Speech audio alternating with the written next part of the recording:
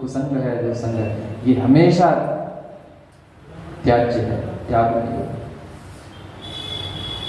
तो अगर दुसंग सबसे बड़ा नरक है तो सत्संग सबसे ऊंचा स्वर्ग होगा।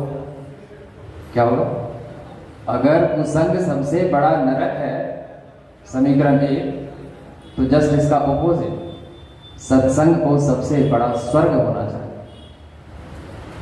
क्या आप लोग सहमत हैं? लेकिन हम सहमत नहीं हैं। मामला यहाँ पर थोड़ा सा फंस रहा है। देखिए, अगर कोई देवता सत्संग की महिमा करे तो बात समझ में आती है। कोई संत अगर सत्संग की महिमा करे, कबीरदास जी कहते हैं, कबीरा मांगे मांगना हरि दीजे मोहि दोय, संत समागम हरि कथा मोघर निस्दिन होय। कबीरदास जी कहते हैं, दे ही सत्संग, तुलसीदास विनय पत्रिका, दे ही सत्संग श्री रंग भवभंग कारण शरण शोकहार, दे ही सत्संग श्री रंग निज अंग, यानी वो सत्संग को भगवान का अंग बता रहे, अंग बता रहे। दे ही सत्संग निज अंग श्री रंग भवभंग। और भगवान श्री राम से जब सनकादिक ऋषि मिलने आते हैं, उत्तरकांड में इसका जिक्र है, आप सबने पढ़ा होगा, सुना। सनकादिक ऋषि जब मिलने आते हैं तो प्रभु श्री राम बड़े आह्लादित होते हैं, प्रसन्न होते हैं, और क्या बोलते हैं?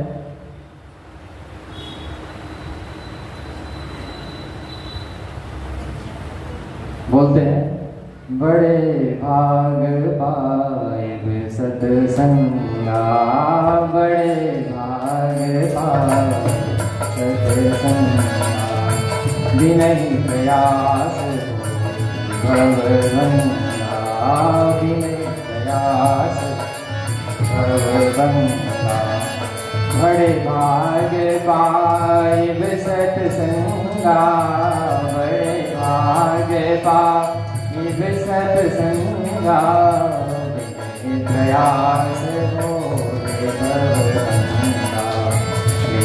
प्रयास हो भवभंगा, प्रयास हो भवभंगा। भगवान श्री राम कहते हैं ऋषियों से, बड़े भाग पाई सत्संग। ये बड़े भाग की बात है कि सत्संग की प्राप्ति हो जाए। ऋषिवर आप पधारे, आपका सत्संग प्राप्त हुआ, हमारे सौभाग्य का सूर्योदय, हमारे भाग्य के द्वार खुल गए। बड़े भाग पाई भी सत्संग। और जो इसकी दूसरी पंक्ति है, ये तो भयानक खूंखार है, अगम्यो, इसलिए कहा गया महत्संगस्त दुर्लभो अगम्यो अमोघश्च। बड़े भाग पाई सत्संगा, बिना ही प्रयास हो ही भव भंगा, यानी भवसागर से छुट्टी, सैल्वेशन, लिबरेशन, निर्वाण, महापरिनिर्वाण, विदाउट एनी एफर्ट, बिना किसी प्रयास के। भगवान हम नहीं कह रहे, हमारी कोई गलती नहीं है, भगवान कह रहे हैं। भगवान कह रहे हैं बड़े भाग पाई सत्संगा, और उसके फलस्वरूप क्या होगा? बिना ही प्रयास हो ही भव भंगा, यानी बिना प्रयास के ही हम भवसागर से पार उतर सकते हैं, माया से उत्तीर्ण हो सकते हैं, अपने जीवन के चरम सौंदर्य को पा सकते हैं, अपने जीवन के चरमोत्कर्ष को हासिल कर सकते हैं, बिना किसी प्रयास के। बिना ही प्रयास हो ही भव भंगा। और हम लोग अपने भव को भंग करने में सफल क्यों नहीं हो पा रहे? क्योंकि हम लोग प्रयास करते हैं, और प्रयास जब भी होगा तो हमारा जो प्रयास होगा वह इंद्रियों से होगा। 5 कर्मेंद्रियों से हम प्रयास करेंगे, कुछ होने वाला नहीं है। 5 ज्ञानेंद्रियों को लगाएंगे, हम अप्लाई करेंगे, कुछ होने वाला नहीं है।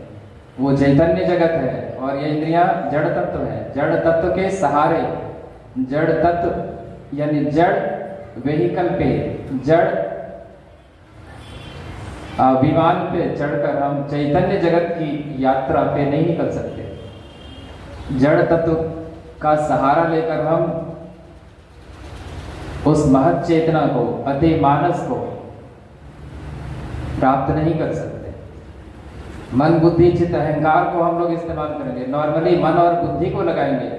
और भगवान स्वयं श्री राम लक्ष्मण जी से कहते हैं, गो गोचर गो गोचर जग मन जाए, गो गोचर जग मन जाए, सो सब माया जान भाई, सो सब माया जान भाई। गो गोचर जग मन जाए, गो गोचर जग लग मन जाए, सो माया जान भाई, सो सब माया जान भाई, सो सब माया जान भाई। सब वो माया, और परमात्मा माया का विषय नहीं है, वो मायातीत है। वो इंद्रियों का विषय नहीं है, मन का विषय नहीं है, बुद्धि का विषय नहीं है। हम तर्क से उनको नहीं प्राप्त कर सकते, हमारे मन की दौड़ वहाँ तक नहीं जा सकती। जब हमारी अंतर जगत की यात्रा होती है, जब साधना में हम प्रवेश करते हैं, हमारी चेतना का आरोहण होता है, तो मन के स्थूल शरीर का परित्याग हो जाता है।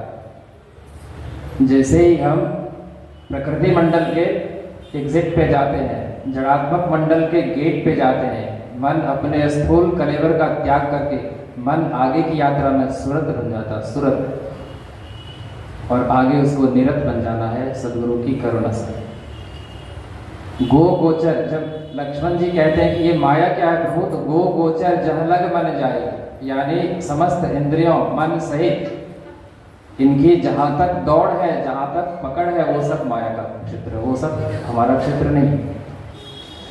तो कहते हैं बिना ही प्रयास हो ही भाव भंगा, यानी आप जिसको प्रयास कहते हैं कि हम यहाँ तक दौड़ लगा लेंगे तो उसको पालेंगे,